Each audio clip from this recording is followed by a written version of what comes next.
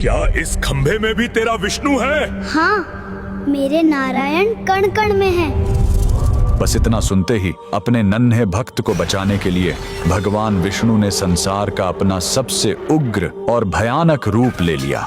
लेकिन बात यहाँ तक पहुंची कैसे? इस दुश्मनी की जड़ें वैकुंठ से जुड़ी थी। भगवान विष्णु के दो द्वारपाल थे, जय और विजय। एक बार उन्होंने भगवान से मिलने आए बाल ऋषियों यानी सनत कुमारों को द्वार पर ही रोक दिया। ऋषियों ने क्रोधित होकर उन्हें श्राप दे दिया। इसी श्राप की वजह से दोनों को धरती पर जन्म लेना पड़ा और वो भगवान विष्णु के सबसे कट्टर दुश्मन बनकर पैदा हुए, हिरण्याक्ष और हिरण्यकश्यप। बड़े भाई हिरण्याक्ष ने पूरी पृथ्वी को उठाकर पाताल के गहरे समुद्र में फेंक दिया। तब भगवान विष्णु ने वराह अवतार लिया, धरती माता को बचाया और हिरण्याक्ष का वध कर दिया। अपने भाई की मौत का प्रतिशोध लेने के लिए हिरण्यकश्यप ने ब्रह्मदेव की घोर तपस्या की और एक ऐसा वरदान हासिल कर लिया जिससे कोई भी इंसान या देवता उसे मार न सके। खुद को अमर मानकर उसने धरती पर भगवान विष्णु के भक्तों पर भयानक अत्याचार शुरू कर दिए और संसार से विष्णु पूजा पूरी तरह बंद करवा दी। लेकिन खेल तब पलट गया जब खुद उसका अपना बेटा प्रहलाद भगवान विष्णु का सबसे बड़ा भक्त बन गया। हिरण्यकश्यप अपने ही 5 साल के बालक की जान का दुश्मन बन बैठा।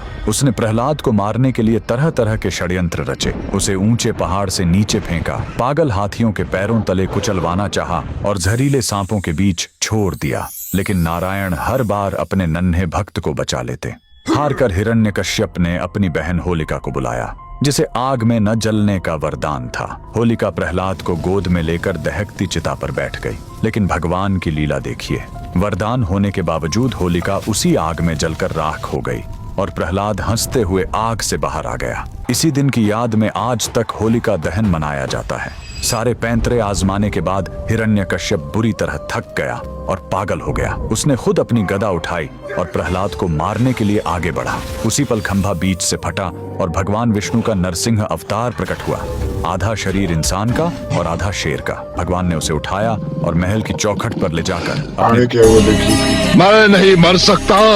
क्यों नहीं मर सकता दुष्ट? क्या तूने किसी माता के गर्भ से जन्म नहीं लिया है? ब्रह्मा जी ने मुझे वरदान दिया है। क्या वरदान दिया है? कि ना मैं दिन में मर सकता हूँ, रात्रि में। तो देख दुष्ट, इस समय न दिन है ना रात्रि, ये संध्या काल की बेला है। ना मैं घर के भीतर मर सकता हूँ न घर के बाहर। तू न घर के भीतर है न घर के बाहर, तू इस समय चौखट पर है। और क्या कहा था भाग्य विधाता ने? उन्होंने कहा था कि ना मुझे पशु मान सकता है न मानव। मुझे ना कोई पशु मानेगा ना मानव। मैं आधा नर और आधा सिंह। मेरा नाम नरसिंह है।